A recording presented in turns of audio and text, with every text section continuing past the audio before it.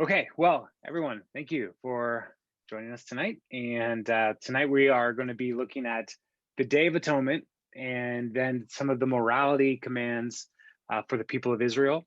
And so, in the first half of Leviticus, we focused a lot on preparation for the priests, handling impurity through the body. And then this week, the the middle part of Leviticus really does focus on the Day of Atonement, which is about the forgiveness of the sins of the people that are intentional or uh, sins that they're unaware of.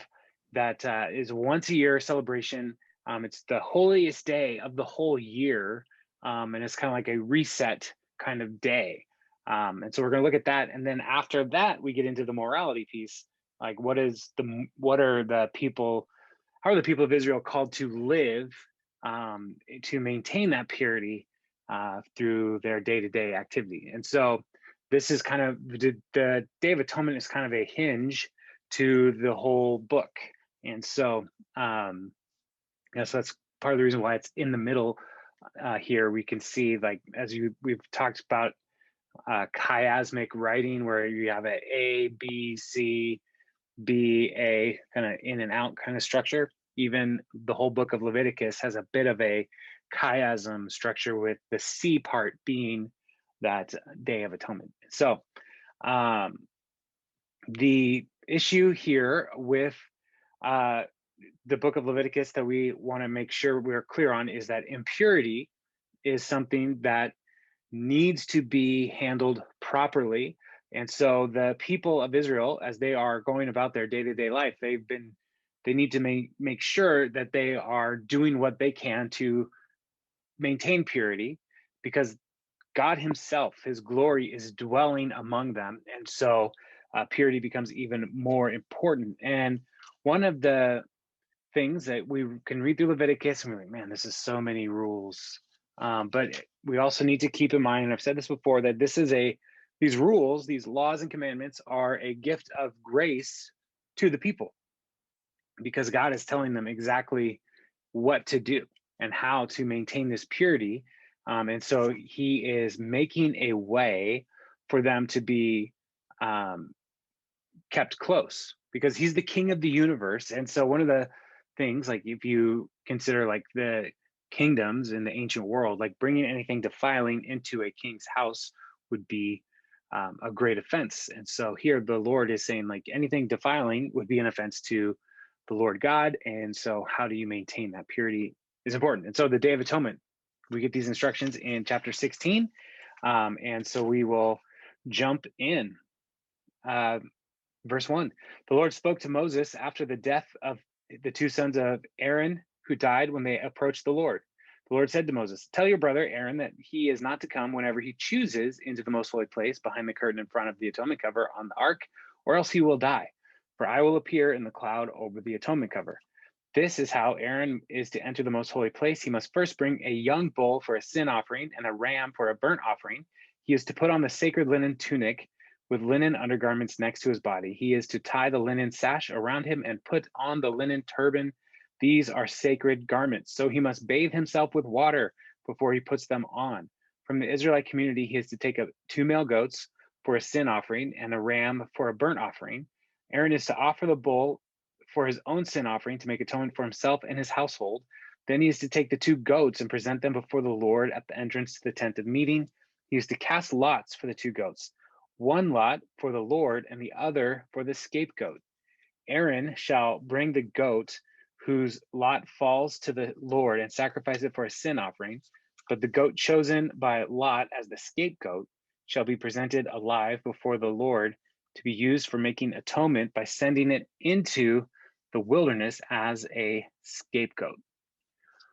All right, so a few weeks ago, we read about Nadab and Abihu and how they, as the tabernacle was being commissioned, right away, they went into the holy place with their censers burning incense, and they were immediately struck down.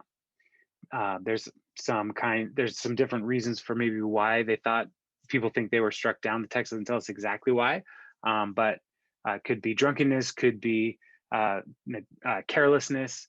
Regardless, they were not following the orders of the Lord. And so here, God gives even more specific instructions for when the priest is allowed to enter the most holy place.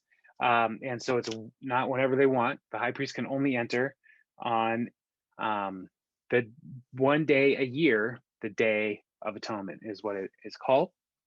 And so the priest, the high priest, in this case Aaron, needs to prepare himself to do this. And then also his sacrifices are a part of this as well. And so the first thing that the priest does is he takes off all of his royal garments, like the ephod and the sash and all of the fanciest stuff, and he puts on the priestly tunic and the priestly turban, which all the priests would have worn. And this is kind of a humbling act for the priest, the high priest, to recognize that he is one of the priests. And so he too needs to make atonement for himself and his household. And so he has offering that he brings for his household, which is the bull. And a bull is a very expensive, valuable animal. And so that is the offering for the priest and the priest's household. And so we'll get a little instruction on what to do there. But this is the purification offering for their family. And something to remember as we think about Jesus as our perfect high priest, as the book of Hebrews tells us, is that he went, we're told that our high priest is able to enter into the Holy of Holies without the blood of goats or bulls, and to be able to do this on his own as the offering. And so this is one more example. Like we should be keeping those kinds of things in mind as we're reading these passages. Like, how has Jesus fulfilled this? And so that's, Jesus doesn't need to make atonement or purification offerings for himself. And then, so he will offer up the goats for him and his household. And then he takes these two other goats, and one is offered as a purification offering for the people. And so it's slaughtered and burnt on the altar. And then the other one is a scapegoat. And the scapegoat is an interesting notion, because the word that we translate for scapegoat is azazel. And so there are people who think about that, are looking at that word as with a couple different possible translations. One is like as a kind of like almost spiritual leader of the wilderness, like offer it to the wilderness. But it is, it's not in any way kind of making an offering to this wilderness being. It is saying like, take all of the sins out of here. And so that's one way to look at it. The other is just like looking at the words that make up azazel, like the Hebrew root words, and it's just like the goat that leaves is essentially one way you can look at it as well. And so there are some different translations around that that are important to note, but the most scholars are going to just reject that like wilderness demon idea, and more just like, this is the animal that needs to be cut off. A couple weeks ago, we looked at purification offerings with birds, and how the birds are dipped in the water and then they fly. They're sent out to take the purification or the impurity away from that household or that person. And so this is kind of like the same thing, except in a bird, it's a goat. And so the goats are determined by lots. So it could have been the Urim and the Thummim that the priest will cast lots for. And one of the reasons why casting lots would be important is because it is giving God one more chance to choose which goat he will accept. And so, so the two goats are chosen. One will go out. So let's talk about like, what do they do in the offering is the next section. Aaron shall bring the bull for his own sin offering to make atonement for himself and his household, and he is to slaughter the bull for his own sin offering. He is to take a censer full of burning coals on the altar before the Lord, and 2 handfuls of finely ground fragrant incense, and take them behind the curtains. He is to put the incense on the fire before the Lord, and the smoke of the incense will conceal the atonement cover above the tablets of the covenant law, so that he will not die. He is to take some of the bull's blood with his finger, sprinkle it on the front of the atonement cover. Then he shall sprinkle some of it with his finger 7 times before the atonement cover. And so the first thing he does is he slaughters a bull. He fills the room, the most holy place, with the smoke of the incense. And why he might do that is because it could be covering the glory of the Lord, so that the priest won't die. And then he sprinkles the blood on the different elements here. And sprinkling the blood is part of the purification process. And so blood sprinkling on things, making things pure, is kind of contrary to how we might think purification happens. But as we will see, the life is in the blood. And so this is an act that is saying, like, this bull's life has been given to purify the household of the priests. And so he does that in the house, in the tabernacle. He shall then slaughter the goat for the sin offering for the people, and take its blood behind the curtain and do with it as he did with the bull's blood. He shall sprinkle it on the atonement cover and in front of it. In this way he will make atonement for the most holy place, because of the uncleanness and rebellion of the Israelites, whatever their sins have been. He is to do the same for the tent of meeting, which is among them in the midst of their uncleanness. No one is to be in the tent of meeting from the time Aaron goes in to make atonement in the most holy place until he comes out, having made atonement for himself, his household, and the whole community of Israel. And so he does the same thing with the blood of the goats, but also then he sprinkles it on the sprinkling of the blood on the tent itself, to make purification for the whole community. He shall come out of the altar that is before the Lord and make atonement for it. He shall take some of the bull's blood and some of the goat's blood and put it on all the horns of the altar. He shall sprinkle some of the blood on it with his finger 7 times to cleanse it and to consecrate it from the uncleanness of the Israelites. And so again, here, this sprinkling of blood is all about purification. And so now he's gone into the most holy place, purified the elements of the Ark of the Covenant, and then he goes and sprinkles on the tent, and then he goes outside to the altar, which is a place where the sin offerings, the purification offerings, are being burnt all the time. And so this is one more time where he is taking a moment to pause from the rest of the regular worship and sacrificial system to purify the elements that they use for sacrifices. And these sins that the people are, like the impurities of the people, again, it's not necessarily something that they knew they were doing. It could have been an accident. It's just one more way to help them see that sin leads to death, and these animals are taking their place. They're substitutes for the people.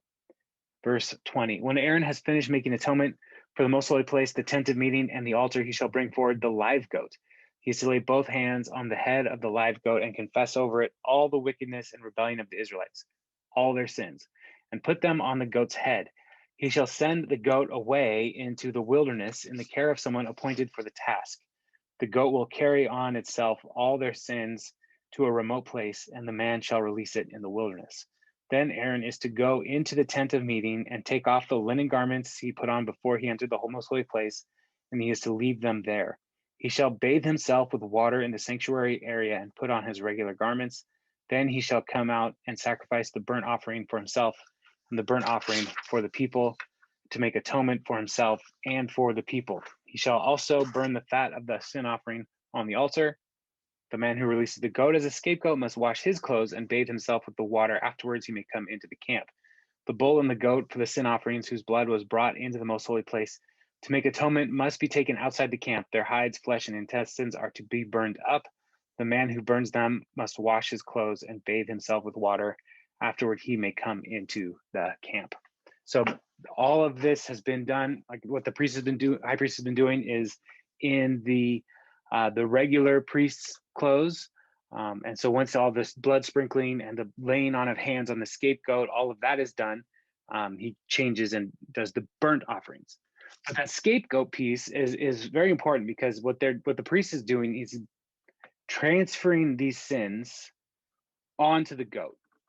And laying hands on something doesn't just do that. And so it's a symbolic act to say, Lord, we know we are imperfect, and we thank you that you remove our sin from us. And so that's what the scapegoat is doing, is removing the people's sins from the camp. And so the person would lead it out into the wilderness, quite a ways, and hopefully the goat wouldn't come back. But as they went out there, the goat was on its own, and it was basically in the Lord's hands as they sent it out into the wilderness. And then after all those things are happening, the priest finally burns the animal, the goat, or the bull and the goat, on the altar. Any excess blood from the animal is brought outside of the camp to the unclean place, but every part of the animal is burnt, then washed. The person doing the burning washes and cleans themselves. The person who led the scapegoat out comes back. They have to wash, change their clothes, wash, all that stuff, and then they can come back in to the camp. And so this, as you think about like the alignment of the tabernacle, the entryway is heading east. And anytime we think about like the orientation of the people of Israel, east is the bad place. It's like where like the fall happened. It's where the Tower of Babel happened. All of these things happened to the east, and so they are taking those things back to where they come from, essentially. And so here they're taking them out of the entryway of the tabernacle to a solitary place, and most likely they just would go east and take it away from the most holy place. Let's pick up in verse 29. This is to be a lasting ordinance for you. On the 10th day of the 7th month, you must deny yourselves and not do any work, whether native born or foreigner residing among you, because on this day atonement will be made for you to cleanse you. Then before the Lord, you will be clean from all your sins. It is the day of Sabbath rest, and you must deny yourselves. It is a lasting ordinance. The priest who is anointed and ordained to succeed his father as high priest is to make atonement. He is to put on the sacred linen garments and make atonement for the most holy place, for the tent of meeting and the altar, and for the priests and all the members of the community. This is to be a lasting ordinance for you. Atonement is to be made once a year for all the sins of the Israelites. And it was done as the Lord commanded Moses. So this is something that happens in usually September every year. For us, it would be September. And so it's a lasting ordinance. And so people still observe the Day of Atonement, but they are not necessarily doing all of the sacrifices and all of the stuff because they don't have a tabernacle. They don't have the altars. They don't have the most holy place. Like they are not doing that part of it, but they still, even now, are making it a day, the Jewish people make it a day of fasting, of not working, to seek the Lord's atonement for themselves. And so, so they're humbling themselves, denying themselves, fasting. And it's not just the people of Israel. Anybody who lives in the community must also follow this day. And that this is all part of that that purification process. Purification is so crucial for the people to host the presence of God among them in the tabernacle, or to recognize that God is trying to host them in his presence, but they need to be pure to enter in. So that's the Day of Atonement, and it's just a few verses talking about this day, but it becomes one of the most holy days of the whole year for the people of Israel. Chapter 17 then opens up talking more about consuming blood and how do they handle butchering animals and all these different things, recognizing that they just talked about the value of the bull and the goat and the handling all these sacrifices properly. And so now they're going to get into like, what do we do every day? How do we prepare food every day? And so let's jump to 17, verse 1.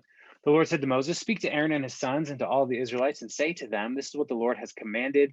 Any Israelite who sacrifices an ox, a lamb, or a goat in the camp or outside of it, instead of bringing it to the entrance of the tent of meeting, is to present it as an offering to the Lord in front of the tabernacle of the Lord. That person shall be considered guilty if they sacrifice the animal outside of the camp.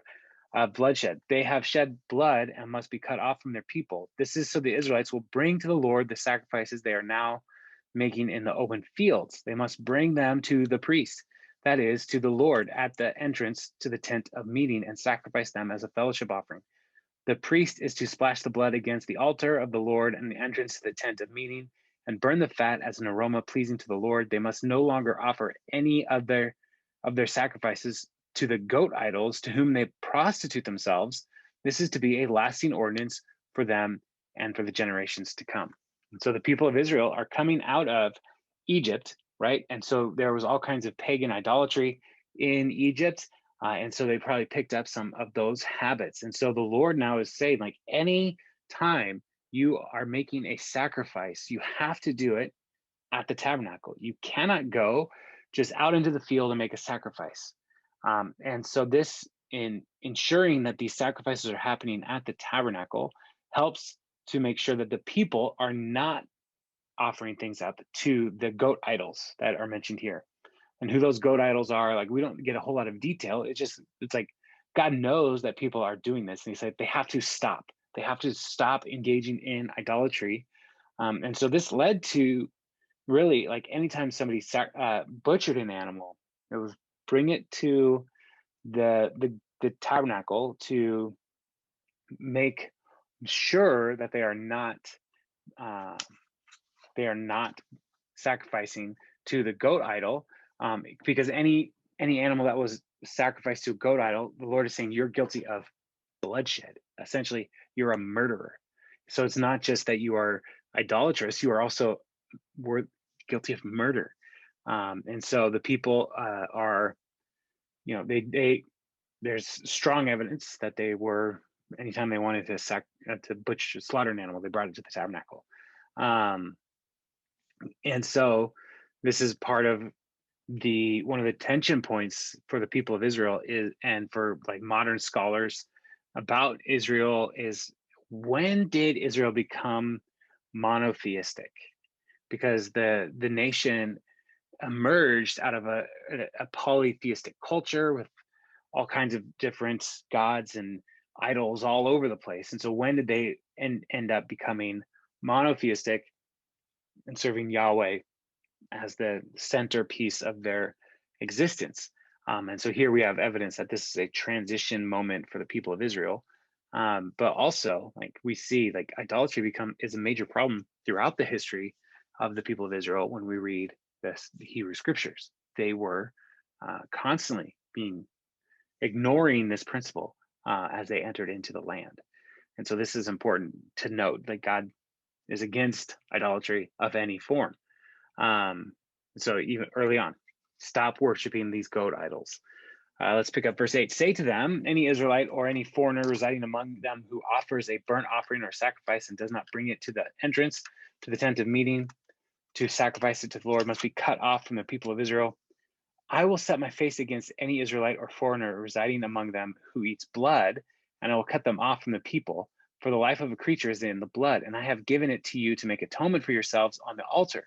It is the blood that makes atonement for one's life. Therefore, I say to the Israelites, none of you may eat blood, nor may any foreigner residing among you eat blood. And so they bring all of the sacrifice to the tabernacle. Don't eat the blood. And this is one more way where the Lord would help the people to make sure that they didn't eat the blood, because the priest is right there saying, don't eat that. Don't eat the blood. And in different cultures, consuming the blood of an animal was a way to, like, take on their powers, take on their characteristics. Some cultures, it was a potential, like, fertility worship, that kind of thing. And so the Lord is emphasizing here again, like, don't do this. I will set my face against anybody. And this is a strong uh, phrasing of saying basically, I am against you if you do this. You are becoming an enemy of the Lord if you eat the blood. And it's so important because the life is in the blood, and all of the life, like, God is the author of life. And so just trying to take what is the Lord's for yourself is not something that the people of Israel are supposed to be doing. And so the anytime of any use of blood in the worship system is all about atonement, not about absorption of animal forces. And so so we already know, like, all the animals that are clean or unclean that are able to be sacrificed or consumed. And so the safest bet is to slaughter animals at the tabernacle, and then offer it as a fellowship offering, and to be a part of this worship of the Lord, and to make sure that they are not falling into the ways of their neighbors, because the people of Israel are called to live distinct.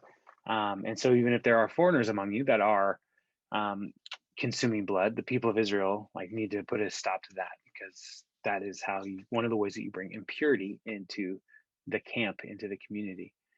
Verse 13, any Israelite or foreigner residing among you who hunts any animal or bird that may be eaten must drain out the blood and cover it with the earth, because the life of every creature is its blood. That is why I have said to the Israelites, you must not eat the blood of any creature, because the life of every creature is its blood. Anyone who eats must be cut off. Anyone, whether native born or foreigner, who eats anything found dead or torn by wild animals must wash their clothes and bathe with water, and they will be ceremonially unclean till evening. Then they will be clean. But if they do not wash their clothes and bathe themselves, they will be held responsible. And so any animal that is hunted outside of the community, and then can, like, slaughtered, they can't just, like, collect the blood and keep it. They need to bury it, put it back into the earth. And so that is, one of the ways to make sure that they don't consume it is to just bury it. Another interesting and gross thing here that we see is, like, if they find a dead animal, or something that was torn, they're not told they can't eat it, but if they do, they have to wash their clothes and themselves, and then be made clean once sun sets.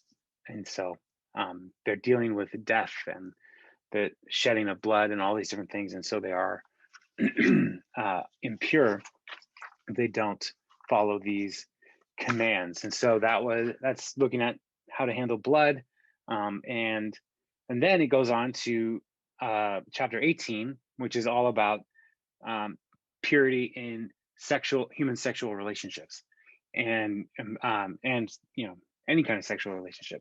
And these are this and chapter 20 are going to both talk about sexuality in the Jewish community.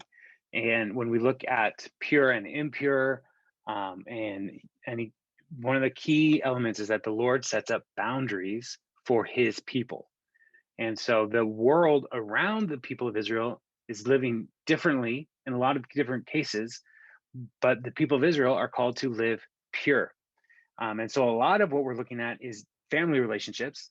A lot of what we're looking at with these taboos around sexuality are also focused on protecting the vulnerable, and protecting family dynamics. And so there's a lot of laws that we're going to read through, and some of them are like, oh yeah, of course, why would you need a law for this? But we know people, if you don't sometimes tell people the law, they'll do what they want until someone tells them to stop. And so the Lord is giving them all the laws for his community. And like this law, like sexual morality and human sexuality is something that is a major issue in our culture today. And one of the carryovers from the law that the Lord gives to the Gentile believers in Acts 15, one of the carryovers is avoid sexual immorality. And so a list like this is part of how you would form that sexual ethic in the community. Let's jump in. Verse 18, the Lord said to Moses, speak to the Israelites and say to them, I am the Lord your God. You must not do as they do in Egypt, where you used to live, and must not do as they do in the land of Canaan, where I am bringing you. Do not follow their practices. You must obey my laws and be careful to follow my decrees. I am the Lord your God. Keep my decrees and laws, for the person who obeys them will live by them. I am the Lord. And so one of the key elements as we talk about God's law is he is creating a path of life. The law is designed for human flourishing. And so he's saying, be different from where you came from or to where you're going, be different, follow the Lord. Verse 6, no one is to approach any close relative to have sexual relations. I am the Lord. Do not dishonor your father by having sexual relations with your mother. She is your mother. Do not have relations with her. Do not have sexual relations with your father's wife. So that would be like your stepmom. That would dishonor your father. Do not have sexual relations with your sister, either your father's daughter or your mother's daughter, whether she was born in the same home or elsewhere. So that would be your biological sister or a half sister or a stepsister. Do not have sexual relations with your son's daughter or your daughter's daughter. That would dishonor you. Do not have sexual relations with your daughter of your father's wife born to your father. She is your sister. Do not have sexual relations with your father's sister. She is your father's close relative. Do not have sexual relations with your mother's sister, because she is your mother's close relative. Do not dishonor your father's brother by approaching his wife to have sexual relations. She is your aunt. Do not have sexual relations with your daughter-in-law. She is your son's wife. Do not have relations with her. Do not have sexual relations with your brother's wife. That would dishonor your brother. Do not have sexual relations with both a woman and her daughter. Do not have sexual relations with either her son's daughter or her daughter's daughter. They are her close relatives. That is wickedness. Do not take your wife's sister as a rival and have sexual relations with her while your wife is living. Do not approach a woman to have sexual relations during the uncleanness of her monthly period. Do not have sexual relations with your neighbor's wife and defile yourself with her. Do not give any of your children to be sacrificed to Molech, for you must not profane the name of your God. I am the Lord. Do not have sexual relations with a man as one does with a woman. That is detestable. Do not have sexual relations with an animal and defile yourself with it. A woman must not present herself to an animal to have sexual relations with it. That is a perversion. And so all of these laws are, remember, about purity within the community. And so looking at the family dynamics all throughout here is like, these are close relatives. Do not abuse the family. Do not cross these boundaries, because we need to protect and protect the sanctity of the family and not complicate these relationships in any way. And so there were cultures that did not follow all these laws. There are some cultures that had sexual ethics similar to the people of Israel, but others that did not. And a major part of this is the idolatry and pagan worship practices that would have been a part of the sexual ethic of those cultures. And so looking at the issues like homosexuality is listed in here, and that is a part of, in the ancient world, that would have been something that could have been a part of idolatrous practice, but also just as there were some cultures where older men would take on younger men and groom them in a way to fulfill their own perverse desires. And so the Lord is saying all of this is wrong, all of this.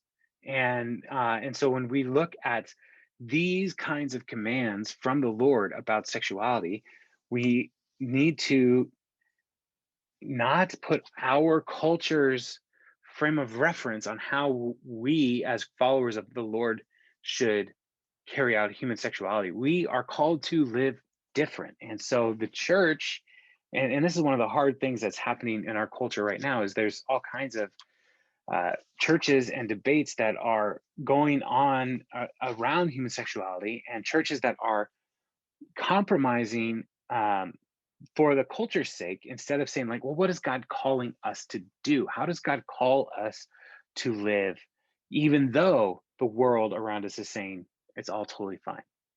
And, and so I'm not saying, I don't want you to I want us to be careful. There's incest in this list. Don't do that. And a lot of people are like, yeah, of course, incest's wrong. But in the same list is issues of homosexuality. And we need to be careful not to just take that one thing out of this list and say, well, that's different for today. Well, all these other things, yeah, don't have sex with animals. Okay, no problem. Don't sleep with your stepmom. Yeah, that's good. But there's a reason this is all the issue of homosexuality is also in here. We also have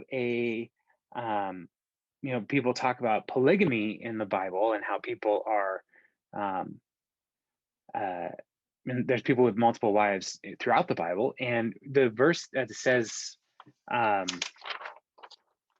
do not take your wife's sister as a rival wife and have sexual relations with your wife while she is living. The translation there is interesting because it is not just that you should not take your wife's sister as a second rival wife, but the verse is, do not take a woman in addition to her sister, or to take a woman, like a second wife. And so this is one of the areas where, like, if your wife is still alive, you're still married to this woman, don't take another, is kind of the principle. And so there are commands against polygamy, even in the Old Testament. And so sometimes people see those polygamous relationships in the Old Testament and misunderstand, like saying, oh, God's fine with this. And it's like, well, no, God's not fine with this. Throughout the Old Testament, anytime we see a polygamous relationship, it never ends well, never. So let's keep going. Verse 24, do not defile yourselves in any of these ways, because this is how the nations that I'm going to drive out before you became defiled. Even the land was defiled. So I punished it for its sin, and the land vomited out its inhabitants. But you must keep my decrees and my laws. The native born and the foreigners residing among you must not do any of these detestable things, for all these things were done by the people who lived in the land before you, and the land became defiled. And if you defile the land, it will vomit you out as it vomited out the nations that were before you. Everyone who does any of these detestable things, such persons must be cut off from the people. Keep my requirements and do not follow any of the detestable customs that were practiced before you came, and do not defile yourselves with them. I am the Lord your God. And so God is saying here, like, I'm driving out these nations because of their defilement. And so, one of the issues that we'll have to, get into when we start reading through Joshua and the conquest is that there are people already there. And so people read that and say, this is a form of genocide. And it's hard for us to read, because, yeah, the people of Jericho were wiped out. That's hard to, like, it's not what any of us want to read. We don't want that. But the Lord is saying here, like, they have so perverted themselves in all of these different sexual practices and their sexual ethic that they cannot, their defilement is so severe that they must be driven out. And so it is, I can't make excuses for it, but it is important to recognize that the Lord isn't just like saying, like, well, these people are in the way. He's like, no, their wickedness is beyond redemption at this point. They have defiled themselves too far. Now, the Lord will also, he says, if you do these things, the land will vomit you out. I will drive you out. And the Lord does that to his own people. He sends them into exile. And so, like, to keep in mind that the Lord is not just being capricious about anybody, but his own people need to live up to his standards as well. And so as we think through these different issues, like, we have to recognize that the Lord is the one who sets the standards, not us, not the culture. Let's go chapter 19, because there is more of this morality code that we're following. The Lord said to Moses, speak to the entire assembly of Israel and say to them, be holy, because I, the Lord, your God, am holy. Jesus picks this out in his own ministry in Mark 12:28. to recognize that the Lord is holy, be holy as I am holy. Um, and also in this chapter that we're going to get into is one of the most important verses that we will read in, and Jesus will say, this is the second greatest commandment, love your neighbor as you love yourself. This is going to be all part of this morality code. And it really does sum up, like, what is this morality code about? It is about loving your neighbor as you love yourself. Verse 3, each one of you must respect your mother and father, and you must observe my Sabbaths. I am the Lord your God. That, as a household, like, honor your parents for sure. And the rhythms of the Sabbath are a part of the family rhythms as well, for the people of Israel. And so, like, those are closely connected. Do not turn to idols or make metal gods for yourselves. I am the Lord your God. When you sacrifice a fellowship offering to the Lord, sacrifice it in such a way that it will be accepted on your behalf. It shall be eaten on the day you sacrifice it, or the next day. Anything left over until the third day must be burned up. If any of it is eaten on the third day, it is impure and will not be accepted. Whoever eats it will be held responsible because they have desecrated what is holy to the Lord. They must be cut off from their people. When you reap the harvest of your land, do not reap to the very edges of your field or gather gleanings in your harvest. Do not go over your vineyard a second time or pick up the grapes that have fallen. Leave them for the poor and the foreigner. I am the Lord your God.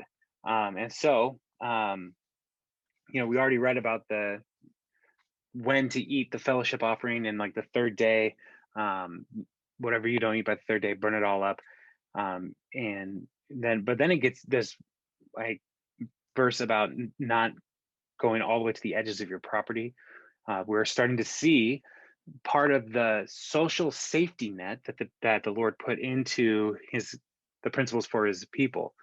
There were the poor, the widow, the orphan, the foreigner among you. These were vulnerable, marginalized people groups in Israel, and the Lord wants to provide for them as well.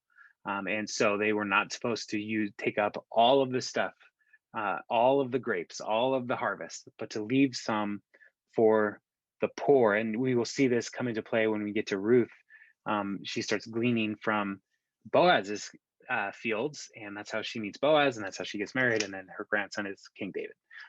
Spoiler alert. Verse 11, do not steal, do not lie, do not deceive one another, do not swear falsely by my name and so profane the name of your God. I am the Lord. Do not defraud or rob your neighbor. Do not hold back the wages of a hired worker overnight. Do not curse the deaf or put a stumbling block in front of the blind, but fear your God. I am the Lord. Do not pervert justice. Do not show partiality to the poor or favoritism to the great, but judge your neighbor fairly. Do not go about spreading slander among your people. Do not do anything that endangers your neighbor's life. I am the Lord. Do not hate a fellow Israelite in your heart. Rebuke your neighbor frankly so that you will not share in their guilt. Do not seek revenge or bear a grudge against anyone among your people, but love your neighbor as yourself. I am the Lord.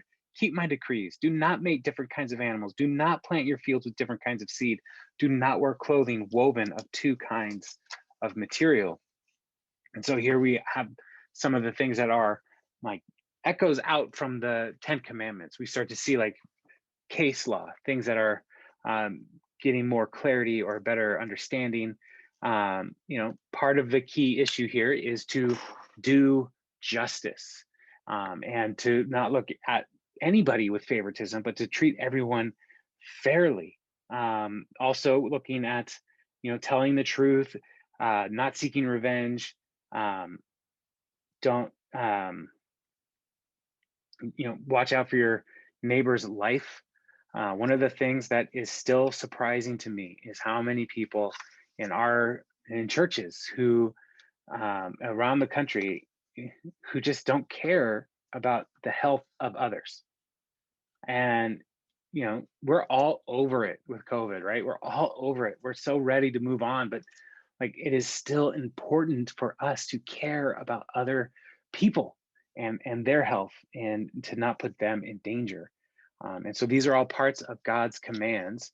And then also, do not wear clothing woven of two kinds of material. And some people look at that like, you can't wear polyester. You can't wear a poly blend. And there was one person who could wear garments of different kinds of material, and that was the priest. Their sash and their tunic, and there were different fabrics woven together, And so it could be like with that weird command, just it seems like thrown in here, just to remind the people, like, this is a holy garment that only the priest wears. And it's not for every day, it's not for everybody. And so boundaries are a part of what the Lord is putting into place. And because boundaries help the people maintain their purity. And so even things like mixing the garments is like you're crossing a boundary. And so we need to be careful of those different boundaries. Verse 20, if a man sleeps with a female slave who is promised to another man, but who has not been ransomed or given her freedom, there must be due punishment, yet they are not to be put to death because she has not been freed. The man, however, must bring a ram to the entrance of the tent of meeting for a guilt offering to the Lord. With the ram of the guilt offering, the priest is to make atonement for him before the Lord for the sin he has committed, and his sin will be forgiven. And so this is a weird little law. I mean, we want our modern sensibilities, like we would like slavery to not be a thing. And the Lord would just say, set everybody free. But we also see here people who are living in a broken community, like slavery is still a thing. And a lot of what is in the Hebrew mindset of slavery is like indentured servitude.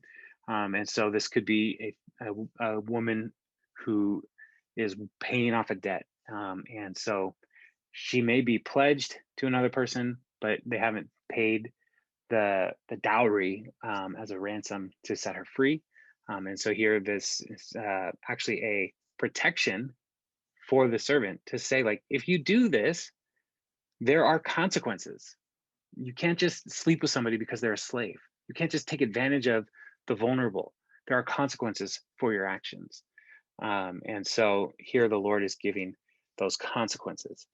Verse 23, when you enter the land and plant any kind of fruit tree, regard its fruit as forbidden. For 3 years, you are to consider it forbidden.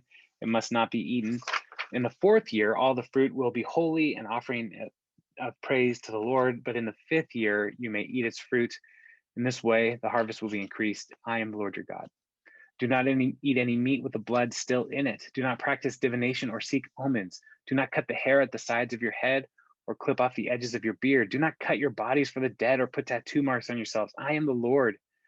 Do not degrade your daughters by making her a prostitute, or the land will turn to prostitution and be filled with wickedness. Observe my Sabbaths and have reverence for my sanctuary. I am the Lord. Do not turn to mediums or seek out spiritists, for you will be defiled by them. I am the Lord your God. Stand up. Okay, let's pause there.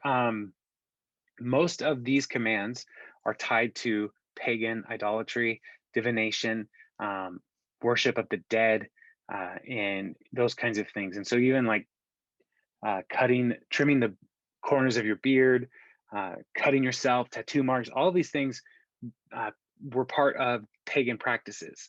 And so the Lord is saying, don't do that. Like, just don't worship these other things. Even the prostitution, turning your daughter to a prostitute, there were cultures that had shrine prostitutes.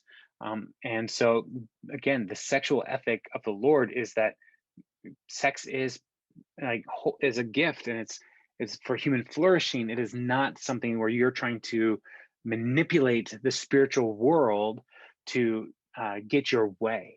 And so that's often what the shrine prostitution was really all about, was trying to get the Lord or the deity that was being worshipped, the demon, the false god, whatever, get that force, that spirit, to do something for you. And so the Lord is saying, don't do those things.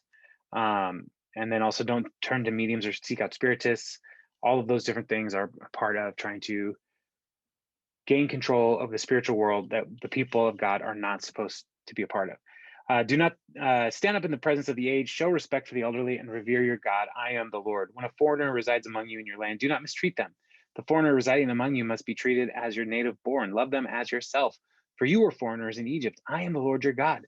Do not use dishonest standards when measuring length, weight, or quantity. Use honest scales and honest weights, and honest ephah and an honest hin. I am the Lord your God who brought you out of Egypt. Keep all my decrees and all my laws and follow them. I am the Lord. And so here we have, more commands about social issues and being just and fair, and even like paying attention and honoring the elderly for the people. It's all part of this uh, process of honoring the elders, honoring God, and trusting that uh, He sees even what you don't see, and how we treat the marginalized. Looking at earlier, I kind of jumped past it because I was going to get to this part, but earlier it said, "Don't put a stumbling block in front of the blind or curse the deaf." Like they can't see your stumbling blocks, they can't hear your curses, but the Lord sees and the Lord hears. And so this is one of those things. Like all of these different issues, like is keeping in mind that we, the people of God, serve a power greater than ourselves. And we may think we may be getting away with something. But what the Lord is saying here is that no, you are not getting away with something. I see what you are doing. And so, as a way to honor God, we should just love our neighbor as we love ourselves. Even the foreign people among you, love them as you love yourselves. Why? The Lord says here, because you were once foreigners in Egypt.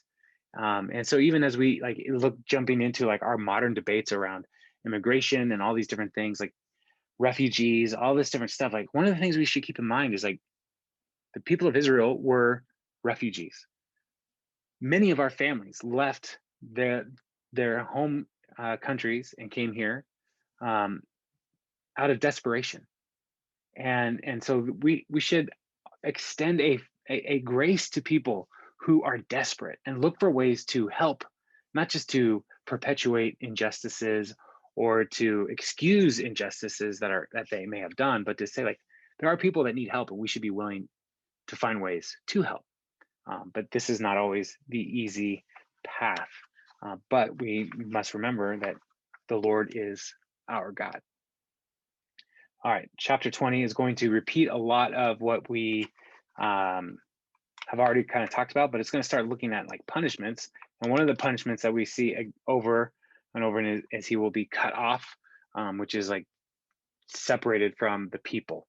And so we have to keep that in mind. So chapter 20, verse 1. The Lord said to Moses, say to the Israelites, any Israelite or foreigner residing in Israel who sacrifices any of his children to Molech is to be put to death. And so Molech was a false god. Human sacrifice was a part of the worship of Molech. And the Lord is saying that is death. That's it. The members of the community are to stone him. And so this stoning is a community taking responsibility to make this justice happen. I myself will set my face against him and will cut him off from his people. For by sacrificing his children to Molech, he has defiled my sanctuary and profaned my holy name. If the members of the community close their eyes when that man sacrifices one of his children to Molech, so tried to ignore him, and they fail to put him to death, I myself will set my face against him and his family and will cut them off from their people, together with all who follow him in prostituting themselves to Molech. I will set my face against anyone who turns to mediums or spiritists to prostitute themselves by following them, and I'll cut them off from the people. Consecrate yourselves and be holy, because I am the Lord your God. Keep my decrees and follow them. I am the Lord who makes you holy. It goes on. Anyone who curses their father or mother is to be put to death, because they have cursed their father or mother. Their blood will be on their own head. And that cursing father and mother is not just like disagreeing or like teenage rebellion. It's like saying like, I reject you, mother and father. And so when Jesus is talking to the religious leaders and he says like, you are taking what would have been an honor to your parents and saying that it's for the temple. He's kind of echoing back to this verse, like you are dishonoring your parents, and according to the law, you should be stoned, but you're not really quick to do that. If a man commits adultery with another man's wife, with the wife of his neighbor, both the adulterer and the adulteress are to be put to death. If a man has sexual relations with his father's wife, he has dishonored his father. Both the man and the woman are to be put to death. Their blood will be on their own heads. If a man has sexual relations with his daughter-in-law, both of them are to be put to death. What they have done is a perversion. Their blood will be on their own heads. If a man has sexual relations with a man, as one does with a woman, both of them have done what is detestable. They are to be put to death. Their blood will be on their own heads. If a man marries both a woman and her mother, it is wicked. Both he and they must be burned in the fire, so that no wickedness will be among you. If a man has sexual relations with an animal, he is to be put to death, and you must kill the animal. If a woman approaches an animal that have sexual relations with it, kill both the woman and the animal. They are to be put to death. Their blood will be on their own heads. If a man marries his sister, the daughter of either his father or his mother, and they have sexual relations, it is a disgrace. They are to be publicly removed from their people. He has dishonored his sister and will be held responsible. If a man has sexual relations with a woman during her monthly period, he has exposed the source of her flow, and she also has uncovered it. Both of them are to be cut off from their people. Do not have sexual relations with the sister of either your mother or your father, for that would dishonor a close relative. Both of you would be held responsible. If a man has sexual relations with his aunt, he has dishonored his uncle. They will be held responsible. They will die childless. If a man marries his brother's wife, it is an act of impurity. He has dishonored his brother. They will be childless. And so here we see the consequences for these sexual perversions in the Old Testament, in the covenant people of Israel. And these are not easy. These are challenging to us, like all of these, like our death. But the key here, again, is for the Lord, he's trying to maintain purity in the community of faith. And people are breaking the boundaries, bringing impurity into the covenant community. And so there are consequences for this impurity, but partly as well, this impurity has a way of spreading. And so the Lord is saying, like, we take these things seriously. The consequences are deadly. And so this is on par with any kind of idolatrous worship and divination and practice of those different things as well. And so it's not that the Lord is singling out sexual immorality for these capital punishments, but he's singling out the things that lead to and cause the great spread of impurity in the covenant community. So verse 22, keep all my decrees and laws and follow them, so that the land where I am bringing you to live may not vomit you out. You must not live according to the customs of the nations I am going to drive out before you, because they did all these things. I abhorred them. But I said to you, you will possess their land. I will give it to you as an inheritance, a land flowing with milk and honey. I am the Lord your God, who has set you apart from the nations. You must therefore make a distinction between clean and unclean animals, and between unclean and clean birds. Do not defile yourself by any animal or bird, anything that moves along the ground. Those that I have set apart as unclean for you, you are to be holy to me, because I, the Lord, am holy. And I have set you apart from the nations to be my own. A man or woman who is a medium or spiritist among you must be put to death. You are to stone them. Their blood will be on their own heads. All right. And so all of these different commands comes back to the simple desire of the Lord, that his people will be holy, set apart, that they will be distinct, just as he himself is distinct. He is holy. And so his holiness should motivate their purity in their everyday practice of life. And as you read through the history of the people of Israel, they don't always succeed at this. They don't always do a great job, but these sins must be addressed. And throughout the Bible, sin is a very serious matter. It leads to death. That is why the animal is sacrificed.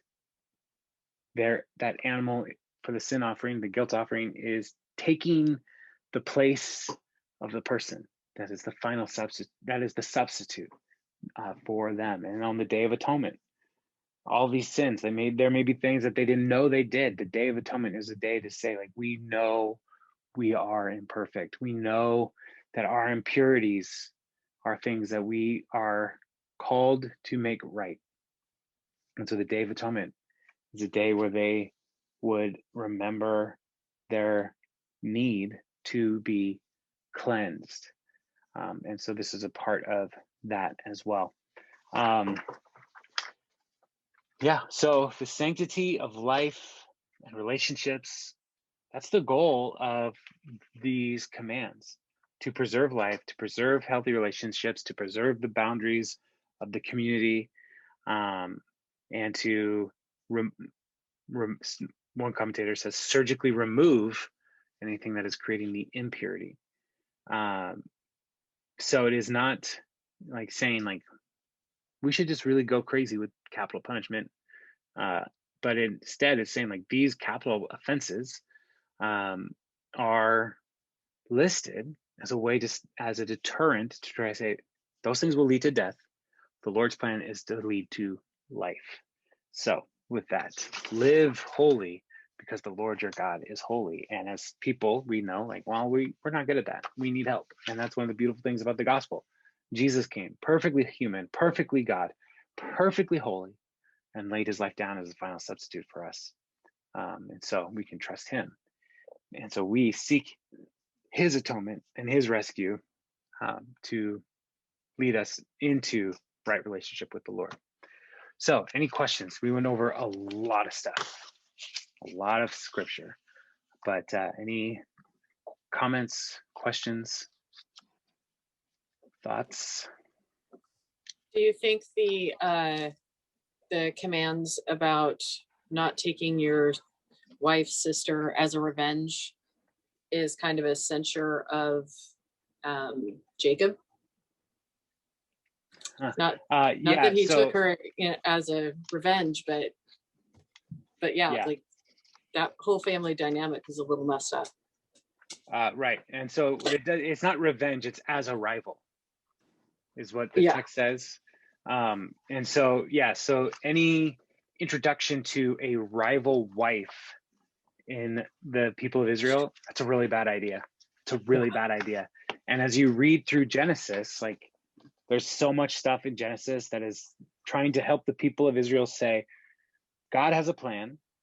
We tend to try to make our own plans, and then that gets messed up. And then we come back to God's plan. And so Jacob had a plan. He wanted to marry Rachel. And then his father-in-law, Laban, tricked him. And so like, it's not entirely Jacob's fault that he has multiple wives, right? Like, but it's not a good idea to have multiple wives. And so like, yeah, Jacob is such a weird, the more I think about his life, the more I'm just like, man, this nation existing at all is miracle upon miracle, because like it started with such great dysfunction. And so, yeah, but the law about rival wife, your wife's sister as a rival wife or any other rival wife, like those kinds of commands, it's like really to say, like, look back at your history, not a good idea, right? So which is like, you look at the most of the laws in America, like most of the time a law is written because somebody did something stupid or bad, and then they were like, we should really specify why is this not a good idea. And so school zones are there because it would be reckless to just go as fast as you want when there's a bunch of kids around, right? That wasn't always the case. We had to make that law. So there's, go back to the history, say, well, people kept hitting kids with their cars, so maybe we need to tell them to slow down, and speeding becomes even more expensive if you're caught in a school zone, to try to deter that kind of behavior. So any other questions? The Day of Atonement was for people who weren't killed, or did they actually do this? Did they kill a lot of people who made these mistakes? Who's they that you're asking? The Jews. I mean, like you're supposed to be killed for. So for all of these capital offenses, a lot capital offenses. Did they follow through and do that, or did, like you're saying, the Day of Atonement comes around and they can be atoned, or is that just for the people who weren't dead? Well, was there a path to redemption? Well, we don't have like the execution records for the people of Israel, which we could read and say, then they didn't do it, right? Like, no, we just don't know. Oh yeah, it's like they either didn't do it or we don't know. Maybe they kept the record and we don't have it, but we do see the Lord, like, intervening when these kinds of, like, this kind of immorality rises up. And why would the Lord have to intervene if this immorality was rising up? Because the people weren't doing it. We don't have any record of the Lord, like, of the people actually stoning somebody for dishonoring their parents. And when we read the history of Israel, like, there's plenty of people who are practicing all kind of idolatry, even King Solomon, and nobody was executing the king. So these commands, are grave, they're intense, but we don't really see evidence in scripture of this being carried out. And so the closest we get is in, like, of people saying, like, we're going to stone an adulterer, is in John chapter 8, when they bring the adulterous woman to Jesus. But even then, it's just the woman, it's not the man. And here in Leviticus, it's supposed to be both. And so, so they were not good at following these commands. It's something that the Hebrew scriptures, I think, is intentionally telling us, as the people were writing these things down and telling the history of the people, was like, they're not good at this. And the prophets were calling the people to repent, to turn away, because the people were not good at it. So, yeah, but we don't have So the Day of Atonement was for everyone. Well, yeah, it would be for everyone who, it would be for everyone who either failed to make their own sacrifices, or who didn't know that they were bringing impurity into the camp.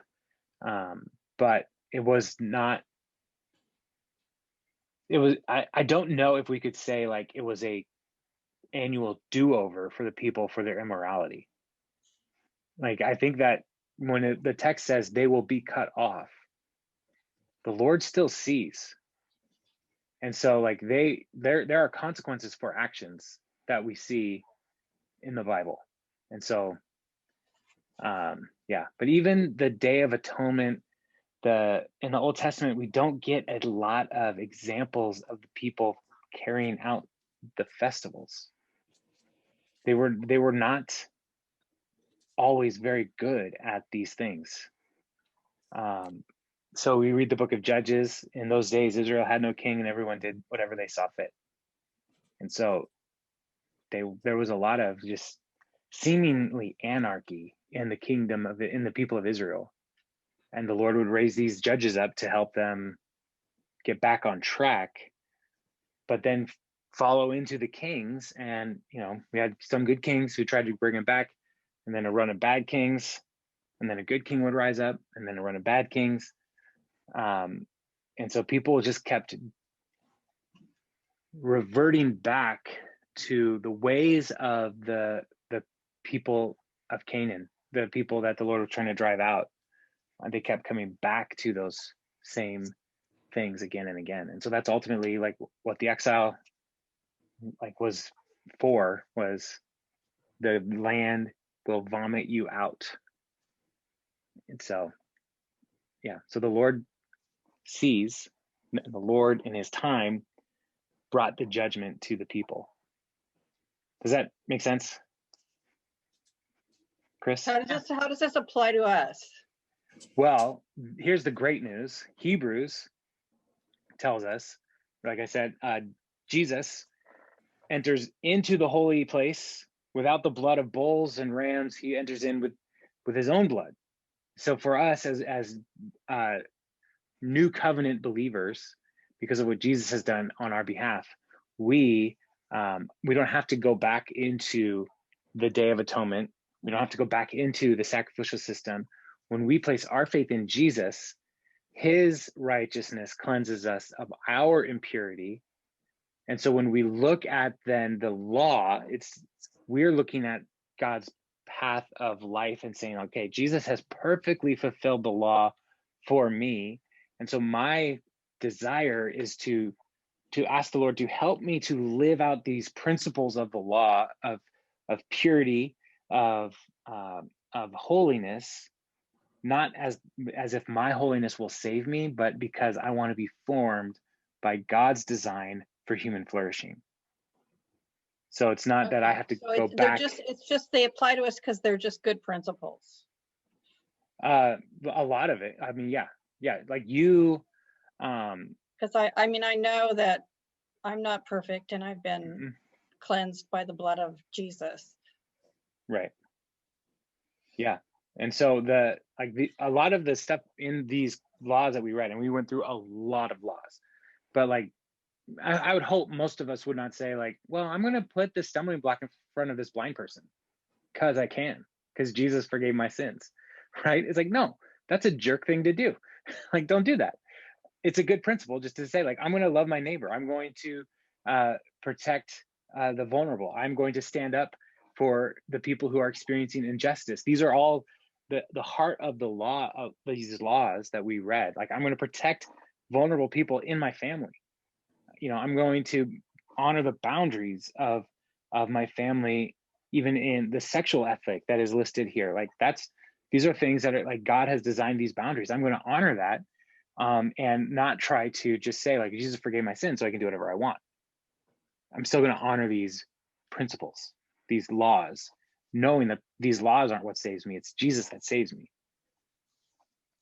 So, yeah. Does that make sense? Yeah. I mean, Okay. yeah, I mean, that's what I was thinking about when I asked the question. Is like, because we are in the dispensation of grace, or whatever you want to call it. Right. Yeah. It doesn't really apply to us. Well, it doesn't apply to us in the same way, in that it's like, you know, if we don't do this, we'll be cut off. Like, if we don't do the Day of Atonement, are we going to be cut off? No. Like, we as New Covenant believers are not going to be cut off from the people of God because we don't honor the Day of Atonement, because we have the final sacrifice in Jesus already. But looking at the principle of the Day of Atonement is like, yeah, sin is real. Impurity is bad. And like, we should be asking the Lord, not just once a year, but every day, say, Lord, examine my heart, purify me, cleanse me. And that's part of the ongoing process of Christian living. So, yeah.